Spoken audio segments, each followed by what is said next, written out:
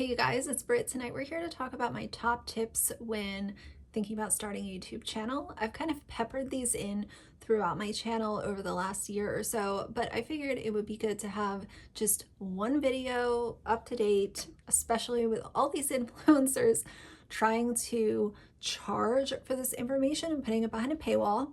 Of course, that's not what I'm here for. So if you're interested, please keep watching.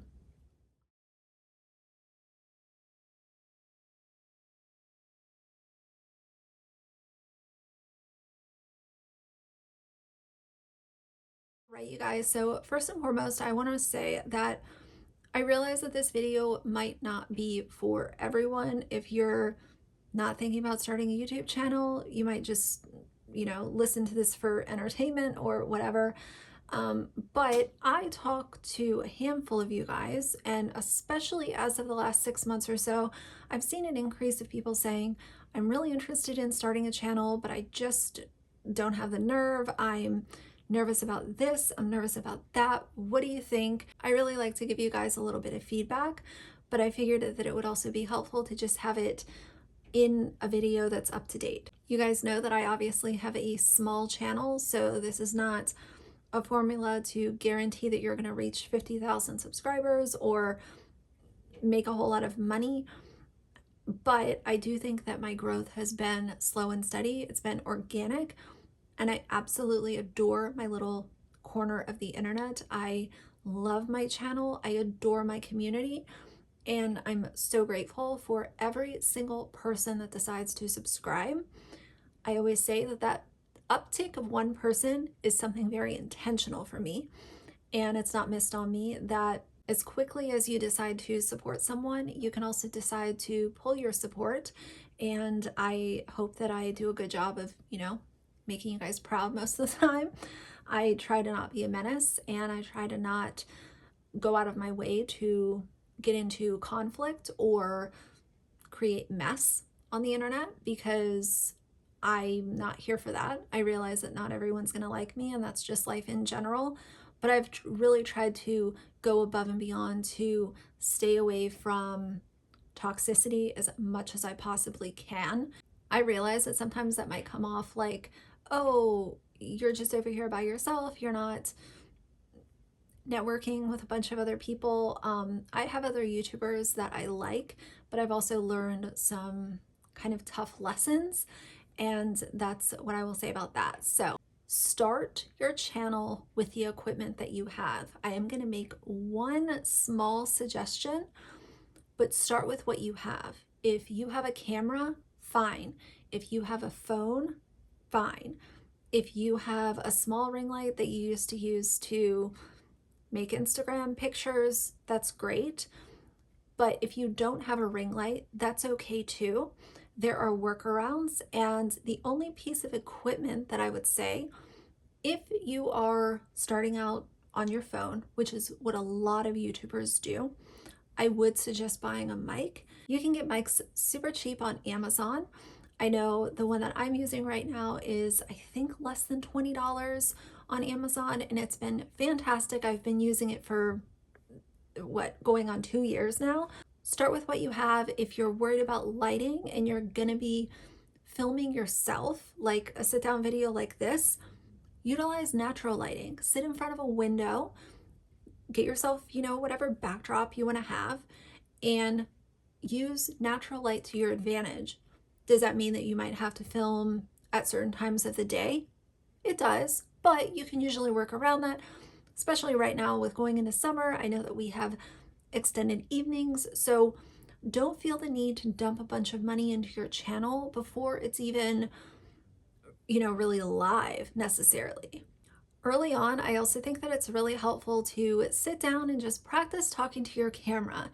It's a little weird talking to a camera lens, and I look back on my first videos on my channel, and you can tell that I was uncomfortable and a little nervous and a little not sure what to say. But with practice and experience, you will get more comfortable, and eventually it'll just kind of feel like you're talking to a friend. You're talking to, like when I vlog, I feel like I'm talking to a passenger in my car.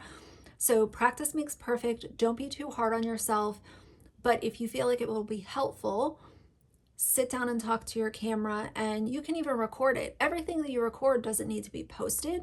You could do a couple run throughs where you film for 10 minutes talking to the camera, load it into your editing software, and see how much are you tripping over your words? Are you having trouble staying on track? And we'll get into something else regarding kind of video layout in a second.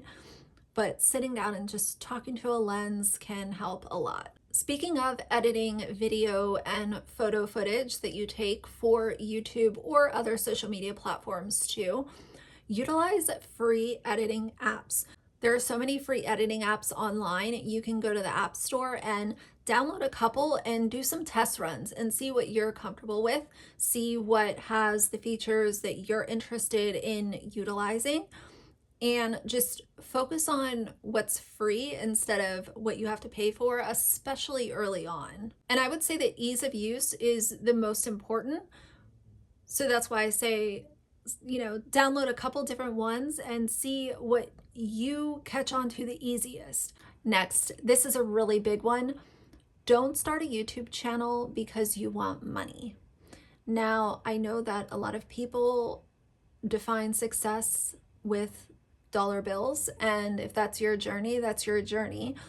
But when you're thinking about starting a YouTube channel, I've found that if your goal with starting a channel is something aside from the monetary part that might roll in down the road, you have to really define what success means to you. Success to me is having a little community and a little outlet. I would say creative outlet. I know that I'm not doing anything super transformative or crazy with my editing, but just having an outlet and having people that I can give all of these silly opinions to, and we talk about it, and it's something that has filled my time. It has filled my want to be on social media and put myself out there a little bit more. You have to really define what success means to you. But if you're automatically saying, well, success to me is making money off my channel, you might be disappointed because A, it takes a really long time to even become eligible for monetization. And secondly, once the monetization kicks in, you have to get a lot of views in order to even consider making YouTube a full-time job. So that's just something to consider. If you're thinking that you're going to start a channel and within a few months you're going to be monetized and you're going to be making, $5,000 a month, unless you truly go viral, and there are cases like that, but most of the time it's a very slow growth. If your channel is truly making you happy for some of the other reasons that I listed earlier, I think that it will feed your hunger to keep producing content instead of just sitting back and waiting for the money to come in. I just feel like it can lead to a lot of disappointment. Next thing is all about organization. Now, first and foremost, you have to figure out when you start your channel, are you going to have a niche? I'll tell you guys my decision-making process on this. Initially, I was going to do a little bit of beauty content and once in a while talk about beauty guru drama. And I transitioned out of that because I realized that even though I liked it, I didn't like feeling like my channel was a commercial for what beauty and skincare products you just have to try. We've had that conversation before. It wasn't making me feel really good about the videos that I was putting out.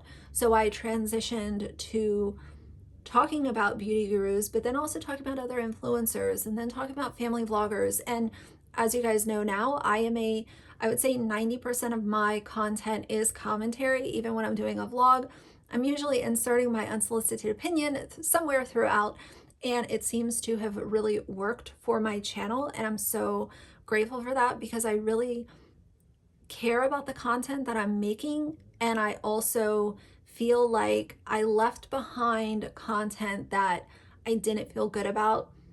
And that was just a really uplifting decision for me. If you do decide that your channel is going to have a niche, then make sure that you're staying up to date with what's going on within that topic. Like me doing commentary on stuff, I'm constantly checking these influencers, what they're up to, looking on their Instagram stories, just to stay in the loop.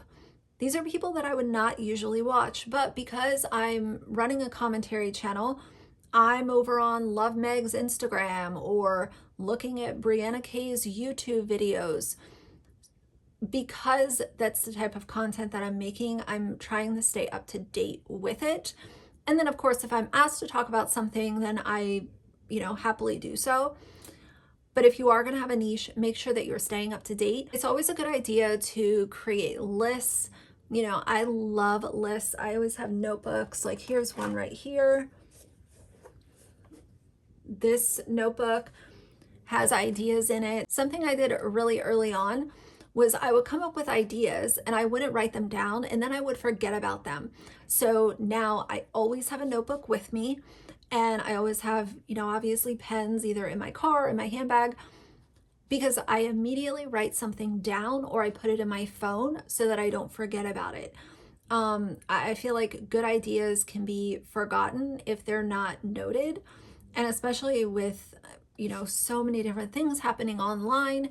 And even if you're not doing commentary, it's something where writing down ideas is never a bad idea in my mind. Something else that I always suggest is to plan out videos and write down your video ideas, make outlines so that you can stay on track when you're filming the videos.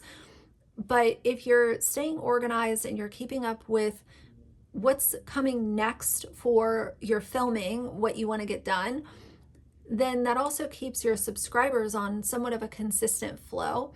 You have to figure out, is your consistent going to be 4 videos a month? Is it going to be 4 videos a week? You have to decide what you're comfortable with based on your lifestyle, your, full-time job. If you have a full-time job, how much time and dedication do you want to put into your channel? Because it can be very time consuming.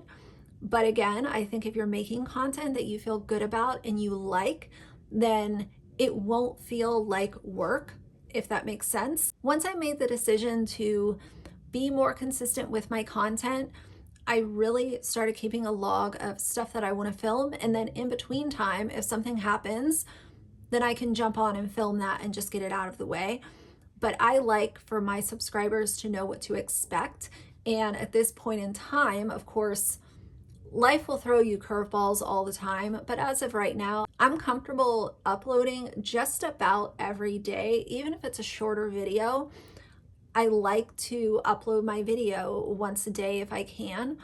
And of course, like I said, I know that life gets in the way, crazy things happen that aren't planned.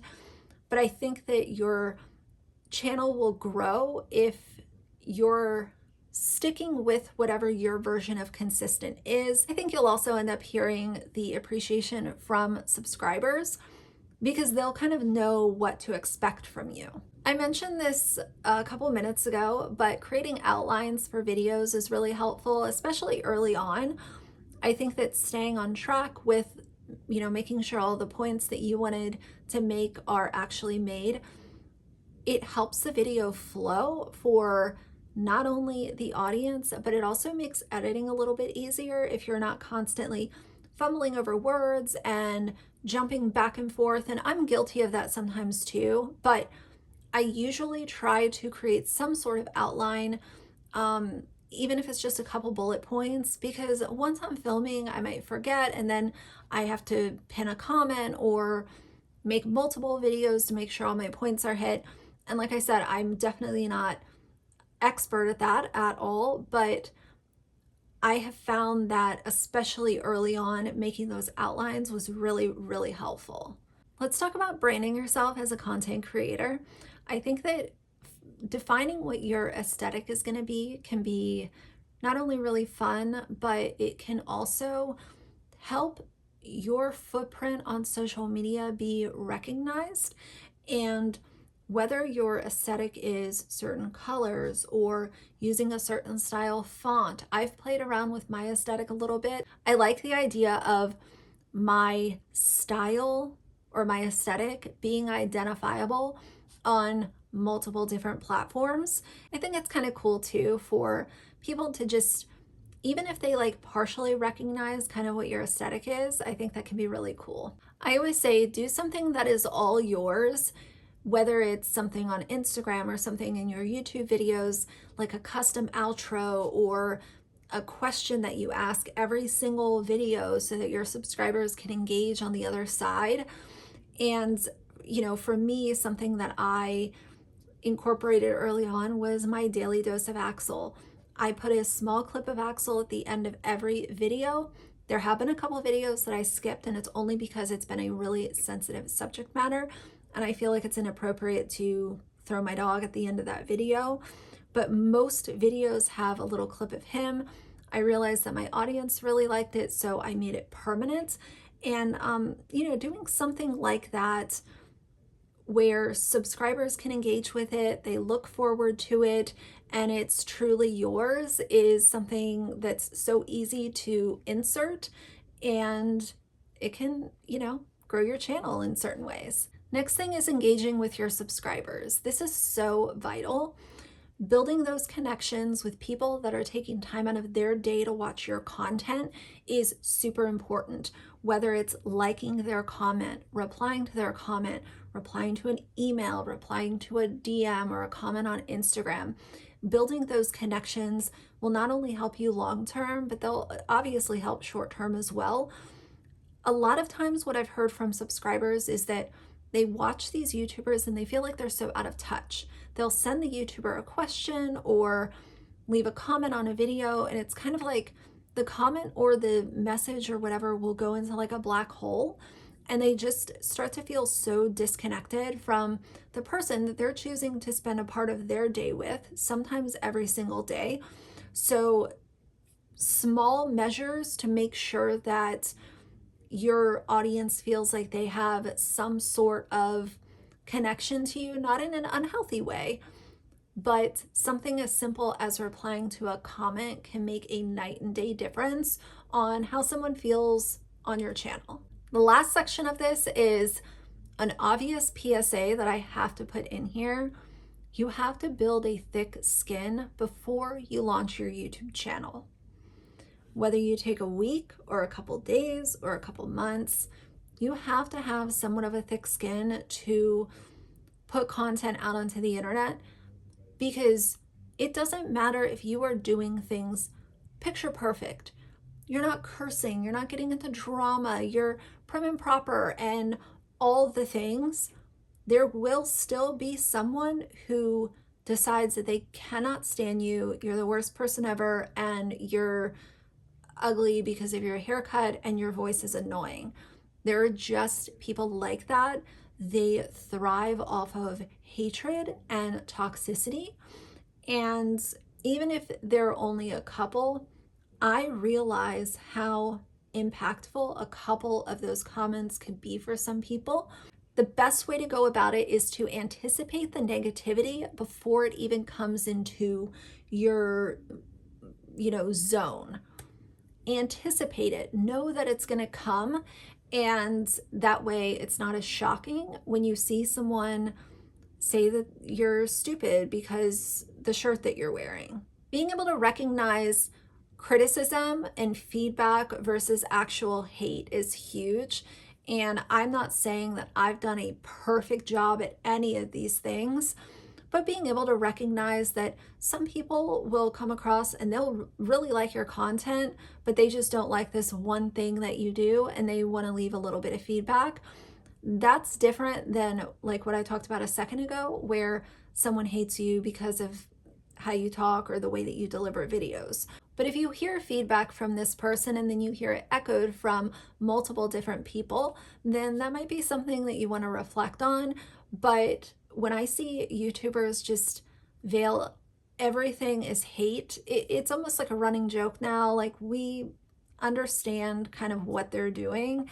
It's just a way to say that they're not going to listen to criticism because they're going to say that they're being bullied and mistreated, when in fact, the actual bullying and mistreatment of YouTubers is such a small fraction compared to people that might just have a little bit of feedback. Next thing is Being approachable while also simultaneously keeping your guard up is a little bit of a tricky thing to accomplish, but it's absolutely vital. Being able to have that line of communication with subscribers, but also not oversharing and not giving too much information out to your audience will not only keep you safe, it'll also hopefully help your growth online, because you are approachable, but you're also not just totally oversharing and like word vomiting all over your subscribers and trauma dumping and all of these things. I always say never believe 100% of what you see online, because unfortunately there are people out there that are here to do bad things. But I think if you can try to balance the being approachable but also being smart about it, it's a really good place to be. Next thing is be aware of unintentional alliances. The problem with supporting fellow YouTubers is you can vocalize your support in passing, and what will happen is now to some people, you are aligned with that YouTuber, you are best friends, you are just best mates, and you're talking on the phone every day. Unfortunately, when you're cordial with other YouTubers online and you vocalize that, a lot of times it can end up backfiring. If that other YouTuber starts behaving badly, you will go down in the ship with them. So I'm not saying that, you can't vocalize support for anyone. I think it comes down to trying to make an educated decision on, is this someone that I really want to vocalize my support for? Me, I'll be transparent, as I always am. Going back in time, I should have never vocalized my support for Dad Challenge podcast. I should not have done it. That was a mistake, because even though I agreed with his message early on, he quickly got completely out of control and it backfired on me. And I lost a lot of support because of saying that I supported him. The whole thing with vocalizing your support for other YouTubers can sometimes just stunt your growth and or backfire. So it's just something to be aware of. Next thing, and this is also more of like an offline thing, don't ever allow your presence online to start to affect your home life, your work life, your time that you spend with your children, time that you spend going on dates with your significant other, or anything along the lines. Because the way that I always look at it is YouTube is temporary. Even if it's temporary for the next 15 years, it's still temporary. So do your best to not allow it to take a toll on your mental health or your physical health. Don't allow it to consume you to the point where thinking about YouTube makes you unhappy. If you even start to get to that point, take a break. Announce to your subscribers, say, I'm going to take a week break. I'm not going to be uploading, and don't go on YouTube. Take the actual break, reevaluate what you're doing, and hopefully come back with a little bit of a different approach, whether that's adding blocked words, blocking certain people from your channel, like people that are actually vile. I am quick to block them from my channel. It's not very many, it's a very small list, but there have been a few people that I just don't have time, and they have no place on my channel because I'm not here for literally like the trash sewer comments of YouTube. At the end of the day, your presence online is not worth your quality of life, period. The last thing, just to reiterate, this whole idea of being safe online. Bullying, harassment, doxing is alive and well, even if it's 1 out of every 4,000 people that come by your channel. It is alive and well, and it's very scary. So keeping as much personal info as you can under lock and key, always being smart about what you're sharing, who you're talking to. Just think 2 or 3 or 4 times before sharing info with people, if you choose to do so, because obviously once it's out there, there's no getting it back.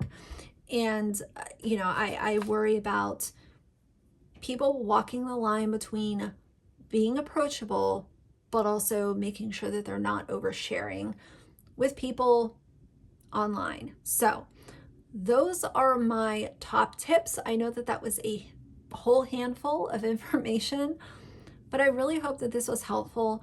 And, you know, some of these things are not set in stone for me. Obviously, we all grow and change and learn little lessons and stuff. But I hope that the lessons that I've learned along the way and some I've shared here today are helpful to maybe even one person. So if one person got something out of this video, then my job is done. If you have a channel yourself and you want to leave any tips in the comments down below, please share.